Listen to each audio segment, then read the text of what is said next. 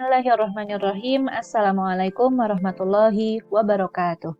Selamat datang teman-teman sekalian. Pada kesempatan kali ini kita akan meneruskan pembahasan terkait manajemen bisnis Islam dan lebih detailnya pada kesempatan kali ini kita akan membahas mengenai topik yaitu bisnis model kanvas.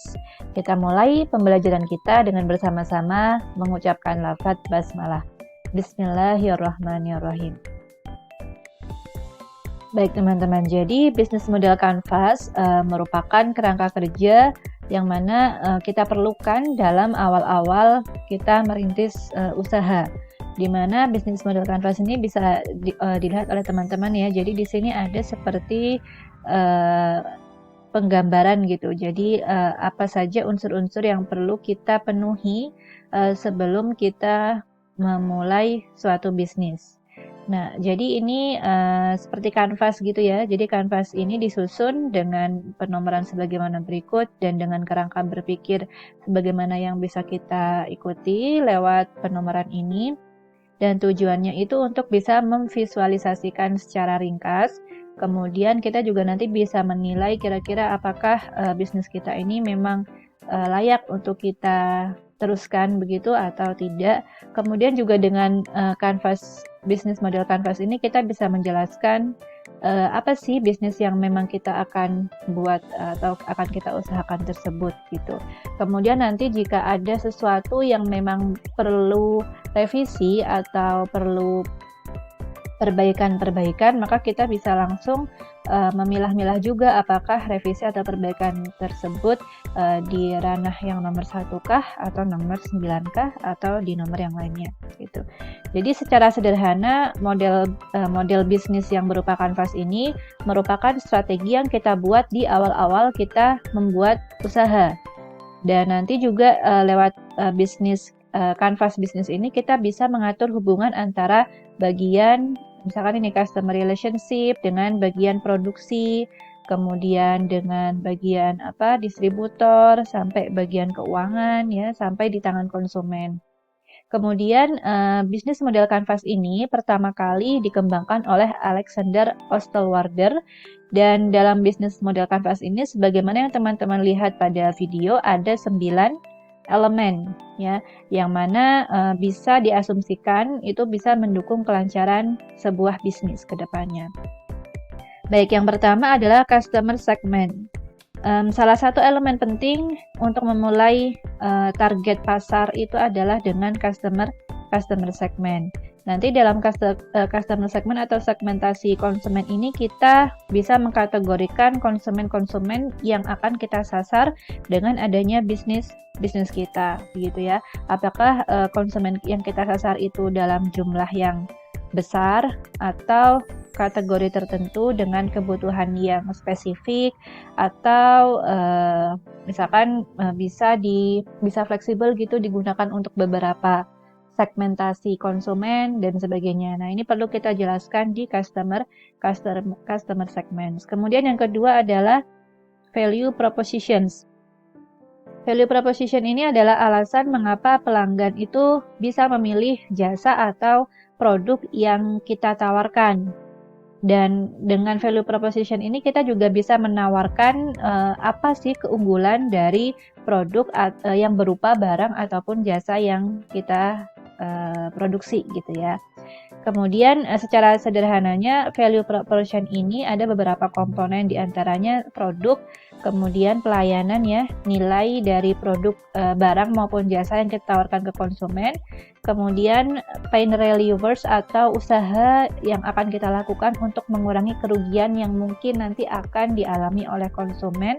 Kemudian bagaimana keuntungan yang akan kita tawarkan kepada konsumen melalui produk dan jasa kita jika konsumen tersebut menggunakan produk baik itu barang maupun jasa dari bisnis kita.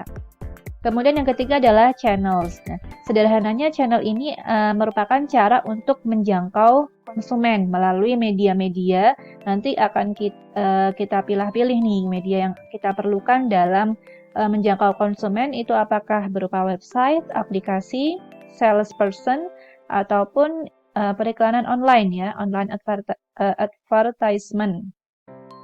Dan penentuan channel ini juga akan merupakan suatu kunci ya, media untuk promosi ini merupakan kunci keberhasilan suatu bisnis, karena memang itulah kunci pemasarannya, ya kan? Kemudian yang keempat adalah customer relationships. Ini adalah bagaimana bisnis kita itu caranya apa saja nih untuk bisa menjalin hubungan baik dengan konsumen. Sehingga nanti kita paparkan di sini bagaimana kita memberikan pelayanan kita, kemudian apakah ada komunitas-komunitas yang kita bentuk dalam mendukung hubungan antara bisnis kita dengan konsumen, apakah kita membutuhkan adanya personal assistance untuk konsumen, dan lain-lain. Kemudian yang kelima adalah revenue streams. Revenue streams di sini berarti aliran pendapatan yang masuk ke perusahaan kita yang didapat dari pelanggan. Seperti biaya-biaya ya. Jadi biaya-biaya itu juga diperhatikan atau dipertimbangkan. Seperti biaya produksi, biaya bahan baku, biaya tenaga kerja.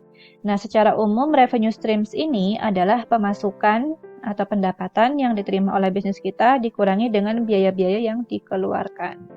Kemudian yang keenam adalah key resource. Key resource itu merupakan daftar sumber daya yang harus direncanakan. Jadi semua jenis sumber daya seperti SDM atau sumber daya manusia, kemudian sumber daya yang kita perlukan dalam membuat produk yang berupa barang, misalkan ada bahan baku, bahan pembantu, atau bahan tambahan ya. Kemudian juga sumber daya lain yang terkait dengan proses operasional. Kemudian yang ketujuh adalah key activities. Key activities itu merupakan semua aktivitas yang berkaitan dengan produksi sebuah produk, baik itu barang atau jasa. Kemudian yang kedelapan, key partnership. Ini juga merupakan hal yang penting ya, karena kita sebagai seorang pebisnis juga harus mampu untuk menjalin silaturahim, mampu menjalin partnership dengan pihak-pihak lain yang memang mendukung keberhasilan bisnis kita. Di antaranya ya seperti supplier, kemudian kalau kita perlu jasa logistik dengan jasa logistiknya gitu kan. Jadi kita membangun suatu hubungan yang baik, dan ada tuh pihak-pihak yang memang menjadi kunci ya, yang perlu kita perhatikan benar-benar gitu. Pihak-pihak tersebut tuh memang sangat-sangat kita perlukan dalam bisnis kita tuh siapa aja pihaknya.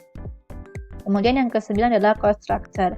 Nah, kalau revenue stream tadi ini adalah pendapatan yang dikurangi dengan pengeluaran-pengeluaran atau biaya-biaya. Nah, kalau cost structure ini adalah struktur biaya ya, struktur biaya yang perlu dipantau dan diperhatikan supaya bisnis kita ini tetap efisien. Seperti itu. Nah, jadi ini adalah 9 elemen dalam sebuah bisnis model Canvas. Dan yang selanjutnya saya akan menampilkan beberapa artikel ilmiah yang saya ambil dari beberapa jurnal, karena bisnis model Canvas ini juga tidak bisa dipukul rata ya isinya gitu, karena model bisnis dan jenis bisnis itu kan juga bermacam-macam. Ada bisnis yang memang orientasinya profit, ada bisnis yang orientasinya itu non-profit, seperti social enterprise, ada juga bisnis, jadi banyak model bisnis, sehingga kita akan belajar beberapa di antaranya melihat dari contoh artikel. Baik, kita mulai dari artikel yang pertama. Artikel yang pertama adalah bisnis model Canvas dari Rimbawan Muda Indonesia ya. Dan penelitian ini dilakukan pada tahun 2019 oleh Lukmiati, Lukman Embaga, dan Arif Satria dari Institut Pertanian Bogor ya, IPB. Rimbawan Muda Indonesia atau RMI ini sendiri merupakan sebuah organisasi non-profit independen yang fokus pada isu sumber daya alam dan lingkungan hidup yang bertujuan mengembangkan konservasi sumber daya alam. Jadi ini bukan organisasi yang profit oriented, tapi ini adalah non-profit organization. Kemudian di dalam mencapai visi dan misinya, organisasi ini belum mampu menjalankan model bisnisnya dengan optimal, sehingga diperlukan strategi-strategi baru untuk memperbaiki model bisnis tersebut. Gitu. Jadi bisnis model Canvasnya ini akan berbeda dengan organisasi bisnis yang memang dia udah punya nilai jual gitu ya, sama organisasi bisnis yang memang mereka itu social oriented gitu. Itu berbeda. Nah, kemudian di antaranya ini. Jadi, dalam penelitian ini tuh dianalisis gitu. Jadi, bisnis model kanvas yang memang sudah diterapkan oleh RMI itu bagaimana, dan ini sudah kita nanti teman-teman bisa lihat di jurnalnya sendiri ya, supaya videonya tidak terlalu panjang. Kemudian setelah itu, selain dengan bisnis model kanvas juga ada analisis SWOT-nya, tapi kita karena ini fokus ke bisnis model kanvas, maka kita lebih ke bisnis model kanvas. Di sini sudah ada 9 elemen yang otomatis karena memang mereka sudah menggunakan bisnis model kanvas dalam membentuk organisasi bisnisnya.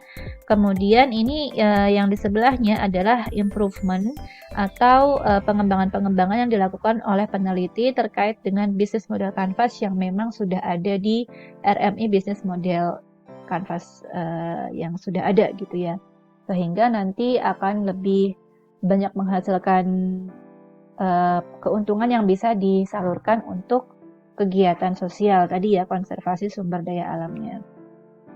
Kemudian dari peneliti menyimpulkan bahwa ada beberapa perbaikan model bisnis. Yang pertama itu seperti strategi fundraising-nya yang kreatif ke donor yang fokus terhadap isu perempuan dan anak muda, fokus terhadap satu isu pendampingan masyarakat secara live-in.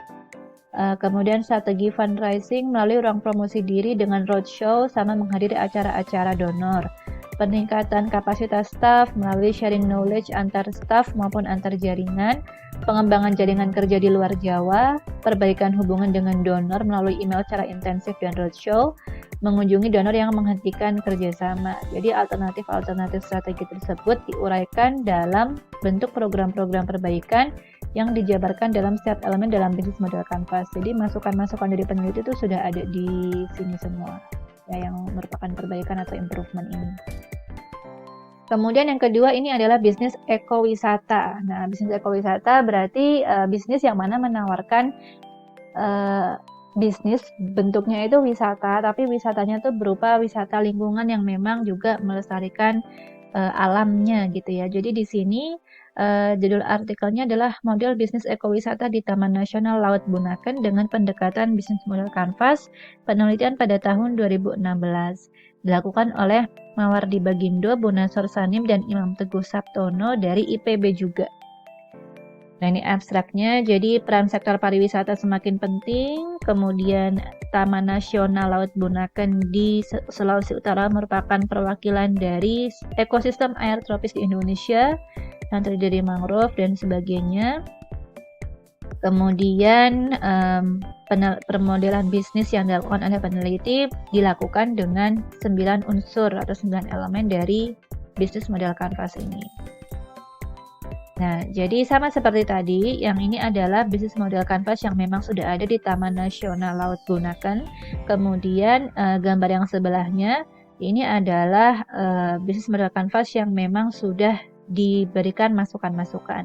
Jadi yang hitam-hitam ini adalah yang memang sudah diterapkan oleh TNL Bunaken. Kemudian di antara beberapa masukan dari peneliti itu seperti ini, contohnya di customer segmentnya ada paket wisata edukasi bagi pelajar, kemudian ada kerjasama sama perusahaan untuk misalkan untuk cost structure ini pelibatan investor asing dan lokal. Kemudian key resources-nya, sumber daya manusianya ini perlu untuk pelatihan-pelatihan ya supaya lebih kompeten dan lain-lain. Sama untuk channels-nya pemanfaatan teknologi industri, website, sosial media nih belum begitu banyak. Tapi ini di tahun 2016 ya. Mungkin sekarang teman-teman bisa cek lagi apakah di TNL Bunaken ini sudah diterapkan atau belum nih bisnis model kanvas yang ini. Kalau misalkan belum, ya pokoknya nanti kan bisa jadi penelitian tersendiri juga ya untuk teman-teman yang mau meneliti. Kemudian selanjutnya nih coffee shop. Jadi ini memang bisnis model yang diberlakukan bagi usaha yang profit oriented ya. Dan coffee shop ini nggak jauh-jauh dari kita. Ini sama aja dari IPB ya. Tiga-tiganya dari IPB dan ini meneliti di Klinik Kopi Yogyakarta. Udah pernah ke Klinik Kopi Jogja belum? Nah, jadi ini adalah saya langsung ke yang sudah kembangkan ya, biar tidak lama videonya gitu. Jadi ini adalah bisnis model kanvas yang sudah dikembangkan melalui penelitian yang dilakukan oleh Budi Raharjo, Rohani Hasbullah, dan Fahim M. Taki. Ini sekitar tahun 2018 atau 2019. Kemudian, oh ini 2018 ya. Jadi untuk yang diberi diberi underline ini adalah masukan-masukan yang diberikan oleh peneliti gitu. Contohnya nih untuk key activities ada writing book, kemudian ada training untuk petani kopinya sama barista-baristanya. Kemudian untuk key research nih ada science coffee processing, business process innovation. Value proposition-nya bisa diarahkan ke socio entrepreneur. Kemudian memunculkan inspirational story sama motivational business. Kemudian untuk medianya bisa lewat bookstore. Jadi mereka tuh bikin buku kemudian diedarkan di bookstore gitu ya. Atau juga bisa menghadirkan klinik kopi ini di bookstore atau menghadirkan bookstore juga di tempat mereka. Kemudian untuk customer segments-nya ini ada banyak ya. Ini untuk revenue streams-nya ada book selling, payment of training, kemudian construction-nya book printing dan lain-lain.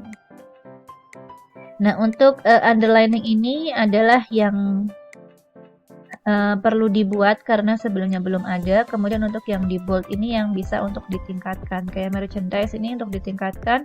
Personal service, social media, dan community ini juga perlu ditingkatkan. Operating cost, merchandise tadi sudah ya. Development cost sama the cost of making merchandise ini bisa ditingkatkan untuk bisa lebih efisien.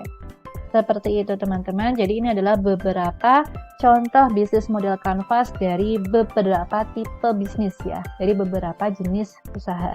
Semoga bisa dimengerti oleh teman-teman semuanya. Mohon maaf jika video ini hanya ringkas ya, secara ringkas saya jelaskan. Kalau teman-teman ingin baca lebih lanjut artikel-artikel yang tadi sudah saya kenalkan begitu melalui video ini, teman-teman bisa melihat via link yang ada di description box gitu. Atau bisa juga melihatnya di Google Classroom ya untuk mahasiswa di kelas saya. Begitu, semoga apa yang kita pelajari bermanfaat. Kita akhiri dengan bersama-sama mengucapkan lafaz hamdalah. Alhamdulillahirabbil alamin. Wassalamualaikum warahmatullahi wabarakatuh.